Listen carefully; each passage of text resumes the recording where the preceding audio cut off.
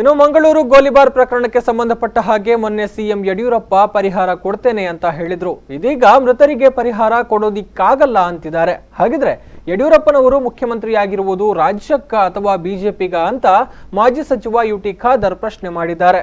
ಮಂಗಳೂರಿನ ಕಾಂಗ್ರೆಸ್ ಕಚೇರಿಯಲ್ಲಿ ಸುದ್ದಿಗೋಷ್ಠಿ ನಡೆಸಿ ಮಾತನಾಡಿದ ಅವರು, ಮೃತರ ಹೆಸರನ್ನ ಎಫ್ಐಆರ್ ನಲ್ಲಿ ಇದೆ ಅಂತ ಹೇಳಲಾಗಿತ್ತು.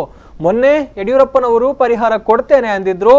ಇದೀಗ ಮೃತರಿಗೆ ಪರಿಹಾರ ಕೊಡಕ್ಕಾಗಲ್ಲ ಅಂತಿದ್ದಾರೆ. ಯಡಿಯೂರಪ್ಪ ರಾಜ್ಯ ಕಂಡ ದುರ್ಬಲ ಸಿಎಂ. ಸರ್ಕಾರಕ್ಕೆ ಮಾನವೀಯತೆ, ಕರುಣೆ ಇರಬೇಕು. ಯಡಿಯೂರಪ್ಪ ಅವರು ರಾಜ್ಯದ ಮುಖ್ಯಮಂತ್ರಿನ ಅಥವಾ ಬಿಜೆಪಿ ಮುಖ್ಯಮಂತ್ರಿನ ಅಂತ ಖಾದರ್ ಪ್ರಶ್ನಿಸಿದ್ರು. ಆದರೆ ಪಕ್ಷದ ಕಾರ್ಯಕರ್ತರ ಮಾತು ಕೇಳಿ ಸರ್ಕಾರ ನಡೆಸುತ್ತಾ ಅಥವಾ ಜನರು ನೋಡಿ ಸರ್ಕಾರ ನಡೆಸಬೇಕಾ?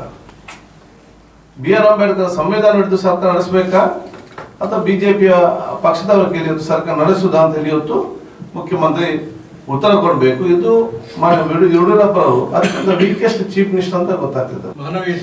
ಮಾನವೀಯತೆ ಮತ್ತು ಕರುಣೆ ಇದು ಸರ್ಕಾರಕ್ಕೆ ಇರುವಂತಹ ಒಂದು ಪಕ್ಷ ಜವಾಬ್ದಾರಿ.